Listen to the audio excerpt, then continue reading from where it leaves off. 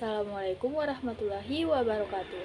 Perkenalkan, nama saya Nur Anissa dengan NIM 2104010011 dari kelas EKS 3A, Program Studi Ekonomi Syariah.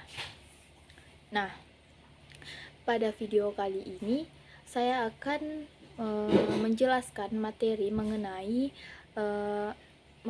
akuntansi penghimpunan dana, di mana akuntansi penghimpunan dana ini masyarakat di perbankan syariah itu menggunakan instrumen yang sama dengan penghimpunan dana pada perbankan konvensional, yaitu seperti instrumen giro, tabungan, dan deposito. Nah, lanjut, materi selanjutnya itu mengenai tabungan, di mana tabungan ini menurut Undang-Undang nomor 10 tahun 1998 tentang perbankan merupakan simpanan yang penarikannya hanya dapat dilakukan menurut syarat tertentu yang telah disepakati, tetapi tidak boleh ditarik dengan cek atau bilet giro ataupun alat lainnya yang dipersamakan dengan hal tersebut. Nah, selain itu tabungan ada juga tabungan mudharabah, di mana akuntansi tabungan mudharabah itu bentuk lainnya menggunakan akad mudharabah. Pada dasarnya itu mengacu pada PSAK 105 tentang akuntansi mudharabah yang khususnya yang terkait dengan akuntansi untuk pengelolaan dana. Nah, transaksi pada akuntansi tabungan mudharabah itu ada dua, yaitu yang pertama transaksi penambahan tabungan mudharabah, dan yang kedua itu transaksi pengurangan tabungan mudharabah.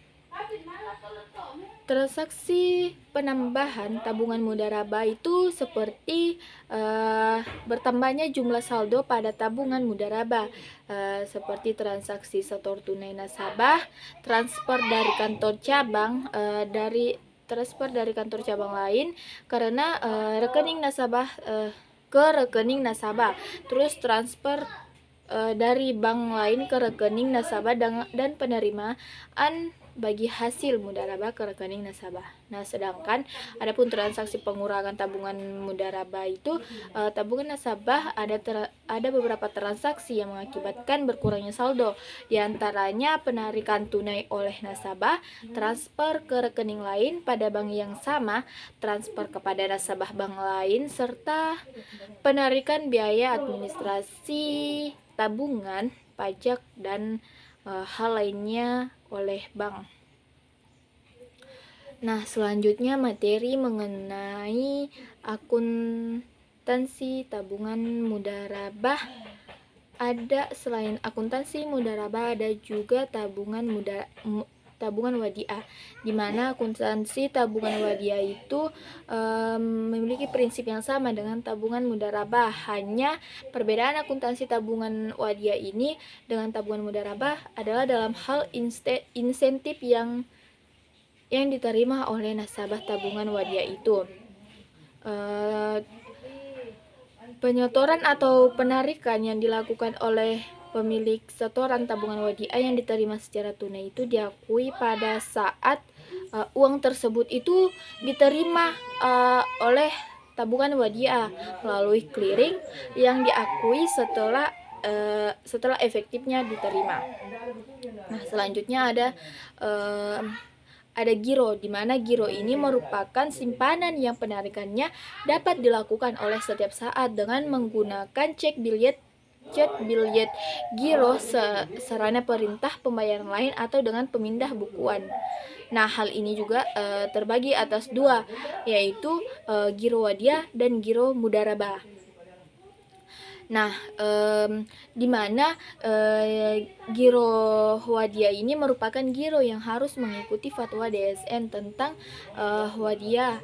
Akad wadiah ini merupakan akad penitipan dana dengan ketentuan penitipan dana ini mengizinkan kepada bank untuk memanfaatkan dana yang dititipkan itu, dan bank juga wajib mengembalikannya apabila nasabah ini sewaktu-waktu ingin mengambil dananya kembali yang disimpan. Nah, selanjutnya ada transaksi penambahan dalam rekening giro Wadiah, yaitu penambahan dana pada rekening giro Wadiah. Ini tuh dapat bertambah melalui transaksi penyetoran tunai, transfer dari tabungan maupun dari giro maupun dari bank lain. Nah, dari bank yang sama. Terus ada juga transaksi pengurangan giro wadiah, di mana transaksi tersebut itu diantaranya yaitu pertama, penarikan cek oleh nasabah giro wadiah untuk ditukar secara tunai, kemudian penarikan bilet giro untuk ditransfer ke bank lain, bank yang sama atau ke nasabah bank lain, serta potongan administrasi, dan ada juga pajak tabungan.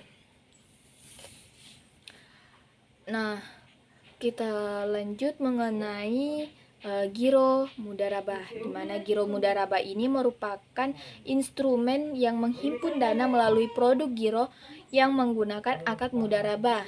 Mudharabah itu harus mengikuti fatwa DSN tentang mudharabah.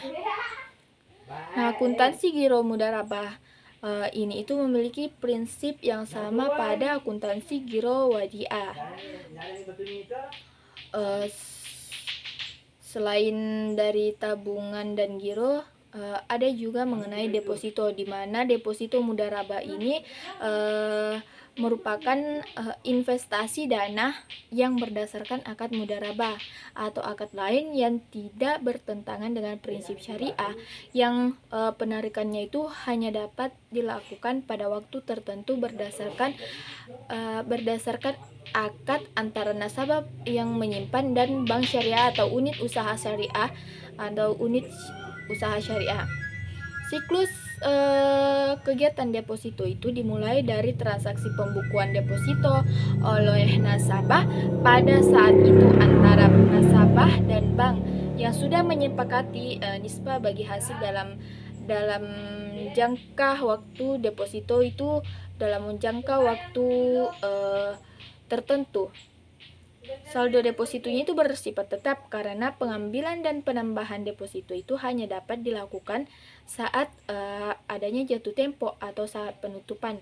Bagi hasil yang diterima oleh nasabah dimasukkan juga ke rekening lain. Selanjutnya, materi penyajian transaksi penghimpunan dana, yaitu penyajian akuntansi berkaitan dengan transaksi penghimpunan dana yang didasarkan pada akad yang digunakan. Akun yang berkaitan dengan penghimpunan dana yaitu akad mudharabah yang disajikan yang pertama itu sebagai dana syirkah temporer. Artinya memisahkan antara dana mudharabah yang berasal dari bukan bank dan yang berasal dari bank. Kemudian yang kedua itu ada bagi hasil dana mudharabah yang diperhitungkan dan telah jatuh tempo tetapi belum diserahkan kepada nasabah. Kemudian yang ketiga ada bagi hasil dana mudharabah yang selalu diperhitungkan pada akhir periode tetapi belum jatuh tempo yang disajikan dalam pos bagi hasil yang belum dibagikan. Nah, kemudian materi terakhir mengenai pengungkapan transaksi penghimpunan dana atau dana yang dihimpun itu atau dana yang dihimpun dengan skema mudharabah. Mengungkapkannya, yang pertama itu isi kesepakatannya yang utama akad mudharabah itu berupa porsi dana dan pembagian hasil usaha. Kemudian yang kedua ada rincian dana mudharabah yang diterima berdasarkan jenis mudharabah. Kemudian berdasarkan jenis mudharabah, pemilik dana mudharabah dan jenis serta jenis mata uang dana mudharabah. Kemudian yang ketiga itu mengenai rincian dana mudharabah yang disalurkan berdasarkan sumber dana mudharaba sumber dana mudharaba itu dari penerima dana mudharaba dan jenis mata uang yang digunakan. Kemudian yang keempat ada pihak-pihak yang berelasi, baik nasabah pemilik dana atau nasabah penerima penyaluran dana mudharaba. Nah, kemudian yang terakhir ada pada jumlah simpanan yang diblokir untuk tujuan tertentu yang sebagai jaminan pembiayaan atau transaksi perbankan syariah lainnya. Nah, selain hal itu, untuk menghimpun dana skema wadiah, ada juga hal yang harus diungkapkan. Yang pertama itu rincian simpanan mengenai jumlah dan jenis simpanan. Yang kedua itu jumlah simpanan yang diblokir. Kemudian itu harus diungkapkan jumlah simpanan yang harus diungkapkan. Kemudian yang ketiga itu memberikan fasilitas istimewa kepada penyimpanan. Nah, sekian materi yang dapat saya jelaskan. Kurang lebihnya mohon dimaafkan. Assalamualaikum warahmatullahi wabarakatuh.